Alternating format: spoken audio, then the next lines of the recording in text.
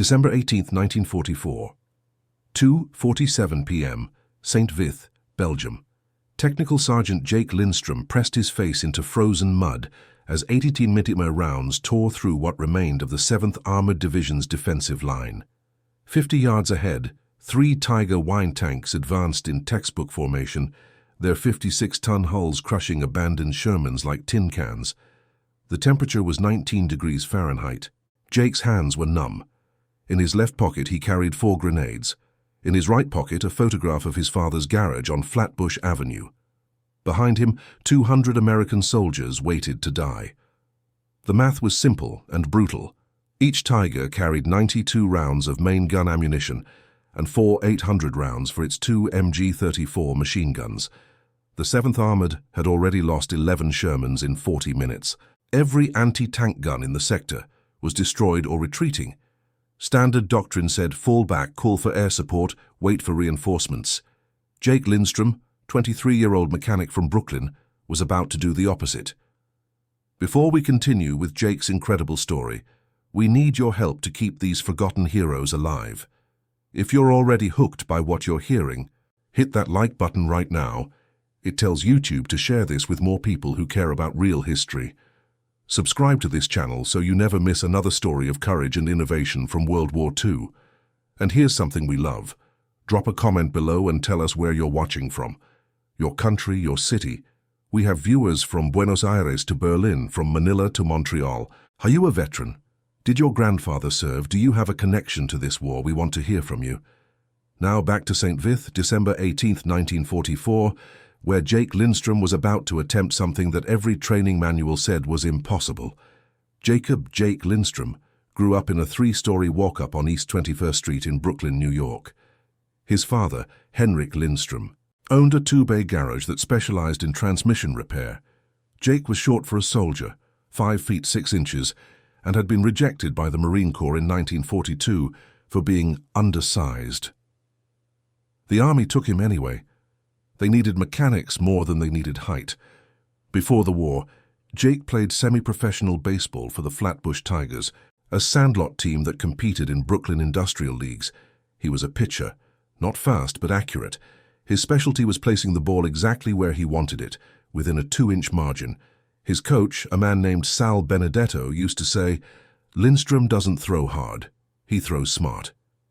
Jake arrived in Europe on September 12, 1944, assigned to the 7th Armored Division's maintenance company.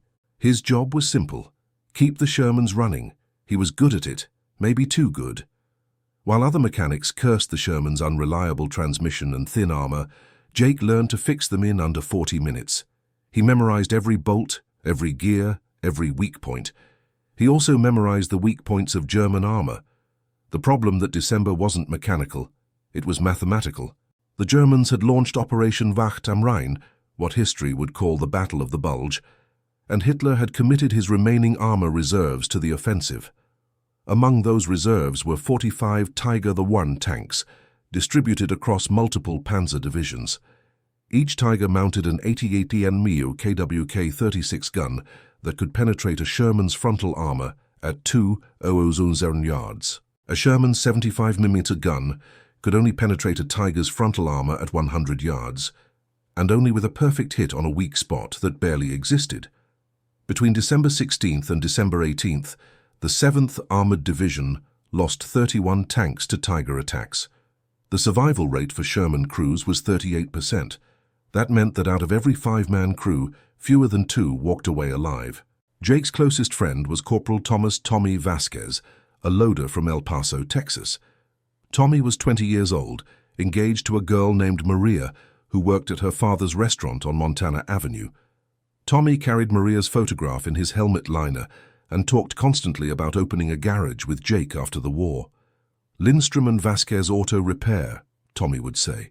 50-50 split. Brooklyn and El Paso, best mechanics in America. On the morning of December 17th, Tommy's Sherman took a direct hit from a Tiger at 400 yards. The armor-piercing round entered through the turret ring and detonated the ammunition storage. The explosion was instantaneous. Tommy's body was never recovered. The tank burned for 6 hours.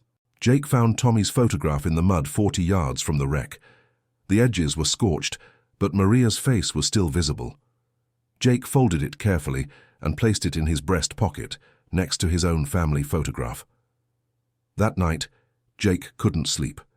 The temperature dropped to 15 degrees and the ground was frozen solid. He lay in his foxhole, staring at the stars, thinking about Tommy, thinking about Maria, thinking about the 11 Shermans destroyed that day, thinking about the mathematical certainty that tomorrow would bring more of the same. And then he remembered something his father had told him when he was 14 years old, working in the garage on Flatbush Avenue. They were repairing a 1936 Chevrolet with a seized engine. Henrik Lindstrom pointed to the engine block and said, "Every machine has a weak point. Find it and you control the machine." Jake sat up in his foxhole. He pulled out a notebook and a pencil. By the light of a shielded flashlight, he began to sketch. The Tiger I was 20 feet 8 inches long, 12 feet 3 inches wide, and 9 feet 4 inches tall. It weighed 56 tons. Its frontal armor was 100 millimeters thick, sloped at 10 degrees. Its side armor was 80. Its rear armor was 82 millimeter. Against those specifications, a fragmentation grenade was useless.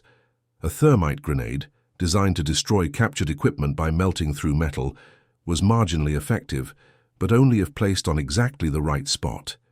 Jake knew that spot. He'd studied Tiger wreckage at a salvage depot in October. The Maybach HL230 P45 engine had an exhaust system that vented through 2 large grills on the rear deck, directly above the engine compartment.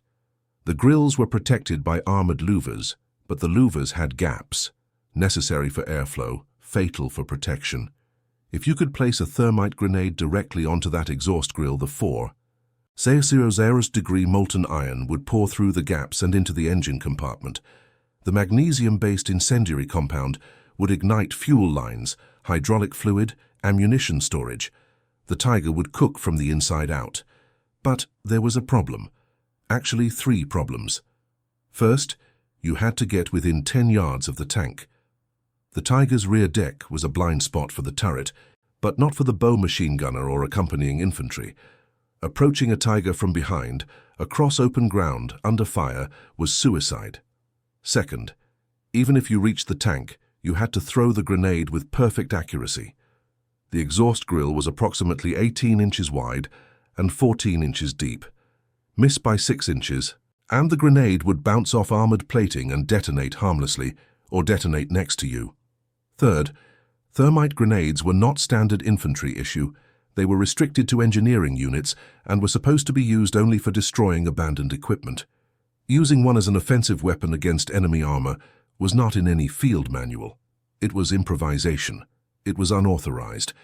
It was exactly the kind of thing that got you court-martialed if it failed, or ignored if it succeeded.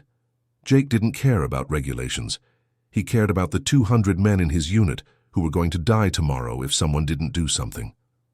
At 04:30 hours on December 18th, Jake left his foxhole and walked to the engineering supply depot, a camouflage truck parked 300 yards behind the front line. The depot was guarded by a single private who was asleep. Jake took 4 thermite grenades, 2 fragmentation grenades, and 6 smoke grenades. He signed for them using a dead sergeant's name. By 0600 hours, Jake was in position at the front line. The Tigers were expected to attack at dawn. Jake's plan was simple: wait for the Tigers to advance past the forward foxholes, infiltrate behind them using smoke and terrain, approach from the rear and throw thermite grenades at the exhaust grills. 1 grenade per tank. 3 tanks, 3 grenades. The 4th grenade was insurance. It was the stupidest plan anyone had ever conceived. It was also the only plan that had a chance of working. At 8:47 hours, the Tigers attacked. They came in a wedge formation, 1 lead tank, 2 trailing at 50-yard intervals. The lead Tiger fired its main gun every 18 seconds, methodical and precise. Each shot destroyed something: a foxhole, a supply truck, a half-track. The 7th Armored returned fire with everything they had: bazookas, anti-tank rifles, 57mm guns, but the rounds bounced off the Tiger's frontal armor like thrown stones. Jake waited. He counted the seconds between main gunshots. 18 seconds. That was the reload time. 18 seconds when the gunner was distracted, when the commander was focused on target acquisition, when the bow machine gunner was reloading. 18 seconds of vulnerability.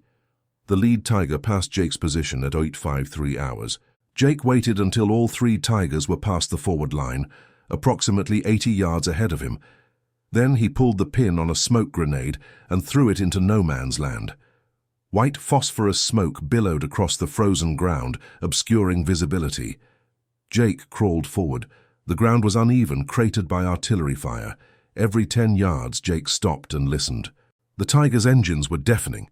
690 horsepower Maybach Phi 12s running at full throttle. The noise was overwhelming, disorienting. Jake used it as cover. He crawled 50 yards in 4 minutes. At 08:57 hours, Jake was 15 yards behind the rearmost Tiger. He could smell the exhaust, hot metal and burning diesel. His hands were shaking, not from fear, from cold. The temperature was 19 degrees, and he'd been crawling through frozen mud for 4 minutes. His gloves were soaked. He pulled them off and stuffed them in his pocket. He needed bare hands for this. He needed to feel the grenade. The Tiger's rear deck was exactly as he remembered. 2 exhaust grills, each approximately 18 inches wide, protected by horizontal louvers. The grills glowed faintly from engine heat. Jake pulled the first thermite grenade from his pocket. He yanked the pin. He counted to 3, exactly 3 seconds, no more, no less, and threw. The grenade arced through the air and landed dead center on the left exhaust grill.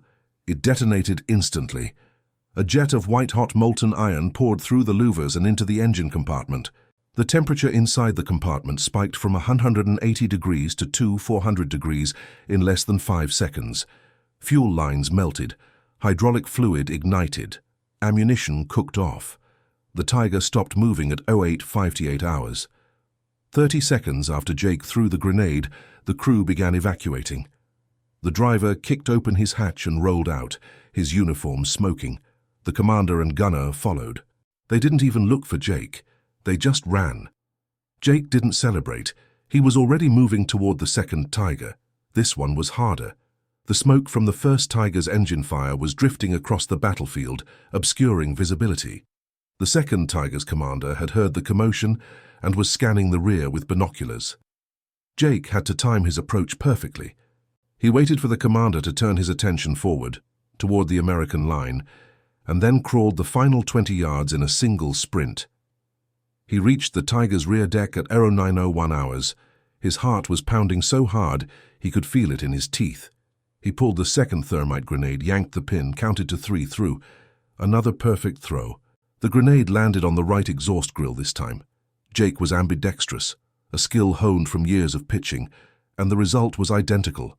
White flames, black smoke, panicked crew evacuation. 2 Tigers down, 1 to go, but the third Tiger had figured it out. The commander saw Jake. He shouted orders in German. Jake couldn't understand the words, but he understood the tone. The turret began to traverse, swinging the 80mm gun toward Jake's position. The bow machine gunner opened fire, stitching the ground with 7. 92mm rounds. Jake dove behind the burning wreckage of the second Tiger. He was pinned. The third Tiger was 40 yards away, too far for a thermite grenade. Even if he could throw that far, which he couldn't, the grenade would lose accuracy over that distance. He needed a different approach. He looked at the third Tiger's position. It was advancing slowly, cautiously, its turret scanning for targets. The tracks were exposed. The tracks were always exposed. Jake pulled a fragmentation grenade from his pocket. This wasn't ideal. Fragmentation grenades didn't have enough explosive power to seriously damage a Tiger's armor, but they could damage treads. If he could immobilize the tank, he could approach it safely. Jake waited for the Tiger to advance another 10 yards. Then he threw the fragmentation grenade, aiming not at the tank itself, but at the ground directly in front of its right track. The grenade bounced once, rolled under the track and detonated. The explosion shredded the track's connecting pins. The track separated and fell away from the drive sprocket. The Tiger lurched to a stop, immobilized. The commander cursed in German and ordered the crew to abandon the vehicle. They weren't going to sit in a stationary tank and wait for American artillery to find them. 3 Tigers, 5 minutes. 1 mechanic with grenades. Jake collapsed behind the second Tiger's wreckage, gasping for air. His hands were bleeding from crawling through frozen mud and shrapnel. His uniform was soaked with sweat, despite the freezing temperature. He realized he was laughing. Hysterical, exhausted laughter. Lieutenant Marcus Hale, commanding officer of Baker Company, witnessed the entire engagement from a foxhole 60 yards away. He later wrote in his after-action report, "I observed Technical Sergeant Lindstrom engage 3 enemy Tiger tanks at close range using hand grenades. His actions resulted in the destruction or immobilization of all 3 vehicles. I have never seen anything like it in 18 months of combat." By 09:15 hours, word of Jake's actions had spread across the entire division. Soldiers who had been preparing to retreat were now holding their positions. The Germans, confused by the sudden loss of their armored spearhead, halted their advance and withdrew to regroup. Within 48 hours, Jake's tactic had been replicated by infantry units across the Ardennes front. Between December 19th and December 31st, American soldiers knocked out 11 more German tanks using thermite grenades and close-range attacks. The tactic wasn't officially sanctioned, it remained improvised field expedient in Army terminology. But it worked. Commanders looked the other way. The Germans noticed. On January 3, 1945, captured Wehrmacht intelligence reports indicated that German tank commanders had been ordered to maintain 200-yard spacing from infantry and to increase rear security patrols. The reports specifically mentioned American infantry using incendiary devices against engine compartments. The U.S. Army noticed too, but for different reasons.